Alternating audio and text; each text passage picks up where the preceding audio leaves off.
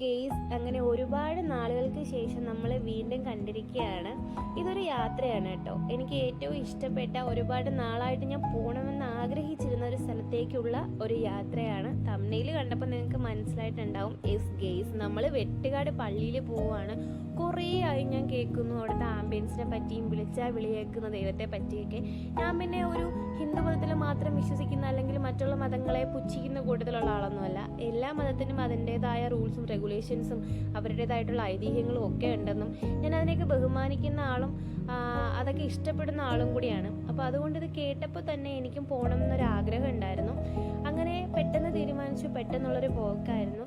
ഈ പോക്ക് കഴിഞ്ഞിട്ട് ആക്ച്വലി ഒരുപാട് നാളായി. അതിനുശേഷമാണ് എനിക്ക് വീഡിയോ ഒന്ന് എഡിറ്റ് ചെയ്യാൻ പറ്റിയത്. ഞാൻ അധികം മേക്കപ്പ് ഒന്നും ഇട്ടിട്ടില്ല. ജസ്റ്റ് ഒന്ന് മേല് കഴുകി ഡ്രസ്സ് മാറി ലിപ്സ്റ്റിക് ഇട്ടു. ഇത്ര മാത്രമേ ചെയ്തിട്ടുള്ളൂ. കാരണം ഞാൻ പോകുന്നത് നല്ല രാത്രിയാണ്. ഏകദേശം 10 മണിയോളം ആയിട്ടുണ്ട്. അത് മാത്രമല്ല, നമ്മൾ പോകുന്നത് ഒരു സ്പിരിച്വൽ ആയിട്ടുള്ള സ്ഥലത്തേക്കല്ലേ. അപ്പോൾ അവിടെ ഒരു മേക്കപ്പിൻ്റെ ആവശ്യമുള്ളതായിട്ട് എനിക്ക് പേഴ്സണലി തോന്നാറില്ല. പിന്നെ എൻ്റെ മൈൻഡ് പോലെയാണ് ഇരിക്കുന്നത്. ചില സമയത്തൊക്കെ ചുമ്മാ നല്ല പൊട്ടിയിട്ട് പോകും കേട്ടോ. അങ്ങനെ എന്തായാലും ഞങ്ങൾ അങ്ങോട്ടുള്ള യാത്രയിലാണ്. സത്യം പറഞ്ഞാൽ അങ്ങ് എത്തുന്നവരെ പള്ളി അടച്ചിട്ടുണ്ടാവും എന്നുള്ള ടെൻഷനായിരുന്നു. പക്ഷെ അവിടെ ചെന്ന് കണ്ടപ്പോൾ എൻ്റെ ഈശോയെ, അവിടെ പൂരപ്പറമ്പിനുള്ള ആള്. ഞാൻ ഒരിക്കലും പ്രതീക്ഷയില്ല ഇത്ര ആളവിടെ ഉണ്ടാവും എന്ന്. കുറച്ച് മേക്കപ്പൊക്കെ ആവായിരുന്നു എന്ന് ആ സമയത്ത് ഒന്നല്ലാണ്ടൊന്ന് തോന്നിപ്പോയി കേട്ടോ. കാരണം എൻ്റെ മനസ്സിലുള്ള പള്ളിപ്പുറം ഒന്നും ഇങ്ങനെ ആയിരുന്നില്ല. പള്ളിപ്പുറം മീൻസ് പള്ളിയുടെ പുറം കേട്ടോ. അതൊന്നും ഇങ്ങനെയൊന്നും ആയിരുന്നില്ല. ആകെ 1-2 പേരെയൊക്കെ ഞാൻ പ്രതീക്ഷിച്ചിട്ടുണ്ടായിരുന്നുള്ളൂ. പക്ഷേ ഇതൊരു അടാറായിട്ടായിരുന്നേ. അങ്ങനെ ഒരുപാട് നാളത്തെ ആഗ്രഹത്തിന് ശേഷം ഞാൻ പള്ളിയിൽ എത്തിയേക്കാണ്. ഇതിനു മുമ്പ് ഞാൻ പള്ളിയുടെ വെളിയിലൊക്കെ പോയി നിന്ന് ഫോട്ടോസൊക്കെ എടുത്തിട്ടുണ്ടെങ്കിലും പള്ളിയുടെ ഉള്ളിലേക്ക് കയറുന്നത് ആദ്യമായിട്ടാണ്. പള്ളിയുടെ പുറത്ത് നിൽക്കുമ്പോൾ ഇവരുടെ മറ്റേ പ്രാർത്ഥനയൊക്കെ കേൾക്കുമ്പോൾ ഇതിനകം എങ്ങനെയാണെന്ന് കാണാനായിട്ട് ഒരു ഇൻട്രസ്റ്റ് ഉണ്ടായിരുന്നു.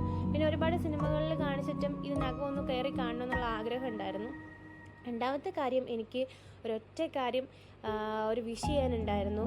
അതിന് വേണ്ടിയിട്ട് കൂടിയാണ് പ്രത്യേകിച്ച് ഞാൻ വന്നത്. അപ്പോൾ ചുട്ടുമണി നല്ല ഉറക്കമായിരുന്നു. ഉറക്കം കഴിഞ്ഞൊരു ലാസ്യത്തിൽ അങ്ങനെ ഇരിക്കുകയാണ്. സംഭവം ഇതിപ്പോൾ ഈസ്റ്ററിന് മുന്നേ ഉള്ള വീഡിയോ കേട്ടോ. അപ്പോൾ അതുകൊണ്ട് തന്നെ അവിടെ എല്ലാ രൂപങ്ങളുടെയും ഫേസ് മൂടിയിട്ടേക്കാണ്. ഇനി ഈസ്റ്റർ കഴിഞ്ഞതിന് ശേഷം മാത്രമേ ഈ ഫേസ് എല്ലാം റിവീൽ ചെയ്യുള്ളൂ. എന്നിട്ട് പോലും നല്ല ആളുണ്ടായിരുന്നു കേട്ടോ. സമയം ഇത്രയായിട്ട് പോലും ഏകദേശം 11 മണിയോളം ആയി. എല്ലാവർക്കും ഉറക്കം വരെ വരണുണ്ട്. പക്ഷേ എന്നിട്ട് പോലും അതിനകത്ത് നല്ല തിരക്കുണ്ടായിരുന്നു. പുറത്ത് അതിനേക്കാൾ നല്ല തിരക്കുണ്ടായിരുന്നു. അങ്ങനെ ഞങ്ങളവിടെ വന്നിരുന്ന് മുട്ടുകുത്തി പ്രാർത്ഥിക്കണമെന്നില്ല കേട്ടോ. എനിക്ക് കുരിശു വരയ്ക്കാനും മുട്ടുകുത്തി പ്രാർത്ഥിക്കാനൊന്നും അറിയില്ല. പക്ഷെ നമ്മുടെ ഉള്ളിലുള്ള ആഗ്രഹം അത്രയും ജെനുവിൻ ആണെങ്കിൽ, പണ്ട് പൗലോ കൊയ്ലോ പറഞ്ഞ പോലെ ലോകം മൊത്തം നമ്മുടെ കൂടെ നിൽക്കും എന്ന് പറയുന്നത് വളരെ സത്യമായിട്ടുള്ള കാര്യമാണ്. കാരണം ഞാൻ ആഗ്രഹിച്ച ആ ഒരു കാര്യം നേടിയതിന് ശേഷമാണ് ഞാൻ ഈ വീഡിയോ പോലും എഡിറ്റ് ചെയ്യുന്നത്.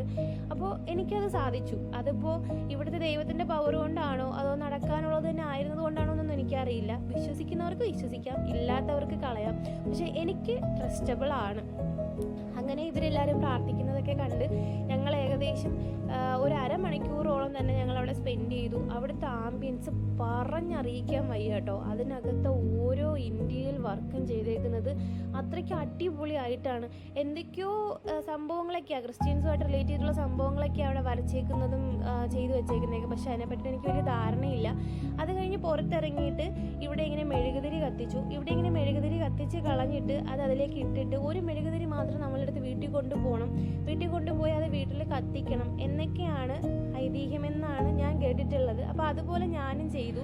കത്തിച്ച് പിടിച്ച് കഴിഞ്ഞിട്ട് ഇതിന് വലം വെക്കണോ, എന്താ ചെയ്തേണ്ടെന്ന് എനിക്കൊരു ഐഡിയ ഇല്ലായിരുന്നു. അപ്പോൾ അത് ചോദിച്ച് മനസ്സിലാക്കിയപ്പോൾ വലം ഒന്നും വയ്ക്കേണ്ട, നമ്മുടെ വിഷയം എന്താണോ അത് മനസ്സിൽ നല്ല ആത്മാർത്ഥമായിട്ട് അങ്ങ് ആഗ്രഹിച്ച് കഴിഞ്ഞിട്ട് അതിലേക്ക് എല്ലാ മെഴുകുതിരിയും അതിലേക്ക് തന്നെ അങ്ങ് ഇടുക. അതിങ്ങനെ ഉരുക്കി അങ്ങ് ഇറങ്ങട്ടെ.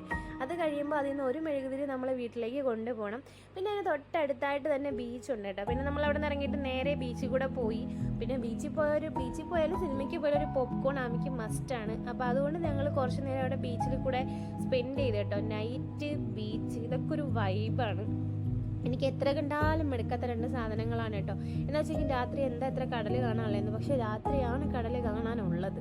രാവിലെ എന്താ എത്ര കാണാനുള്ളത്, പക്ഷെ രാത്രിയിലാണ് കടൽ കാണാനുള്ളത്. എനിക്ക് പേഴ്സണലി ഭയങ്കര ഇഷ്ടമുള്ള പരിപാടിയാണ്. അങ്ങനെ പിന്നെ ബീച്ചിൽ നമ്മൾ കുറേ അധികം നേരം സ്പെൻഡ് ചെയ്ത് കേട്ടോ. അപ്പോൾ എനിക്കറിയാം ഇപ്പോൾ വെട്ടുകാട് പള്ളിയിൽ അങ്ങനെ ക്രിസ്ത്യൻസ് മാത്രം നല്ല പോകുന്നത്. എനിക്ക് പരിചയമുള്ള തന്നെ ഒരുപാട് ക്രിസ്ത്യൻസും മുസ്ലിംസും ഒക്കെ പോകുന്നുണ്ട്. അങ്ങനെ ക്രിസ്ത്യൻസ് മുസ്ലിംസ് അല്ല, ഹിന്ദുക്കളും മുസ്ലിംസും എല്ലാം പോകുന്നുണ്ട്. അപ്പോൾ ആ കൂട്ടത്തിലാണ് ഞാനും പോയത്. പിന്നെ അവിടെ നിന്നൊരു ആഗ്രഹം വിചാരിച്ചിട്ട് നമ്മളൊരു നൂല് കയ്യിൽ കെട്ടും കേട്ടോ. ആ ആഗ്രഹം നടന്നു കഴിയുമ്പോഴേക്കും ആ നൂല് തനിയെ പൊട്ടിപ്പോകും എന്നാണ് പറയുന്നത്. അപ്പോൾ ആമയ്ക്ക് കടലിൽ ഇറങ്ങാൻ ഭയങ്കര പേടിയാണ്. പുറത്തുനിന്ന് കാണാനും അവിടെ ഇരുന്ന് മണ്ണിൽ കളിക്കാനൊക്കെ ഇഷ്ടമാണ്, പക്ഷേ ആ കടലിലേക്ക് ഇറങ്ങി ചെല്ലാൻ ഭയങ്കര പേടിയാണ്. അപ്പോൾ ഇനി അടുത്തതെങ്കിലും അങ്ങനെ ഒരു പേടി ഉള്ള കുട്ടിയാവരുത് എന്ന് കരുതിയിട്ടാണ് ഞാൻ എടുത്തുകൊണ്ട് കടലിൽ കളിപ്പിക്കാനായിട്ട് കൊണ്ടുപോയത്.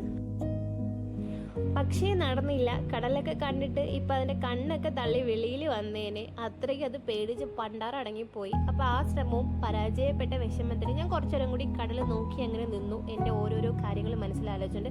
അപ്പോൾ ലൊക്കേഷൻ മറിക്കേണ്ട നമ്മുടെ ട്രിവാൻഡ്രത്തുള്ള വെട്ടുകാട് ചർച്ചാണ്.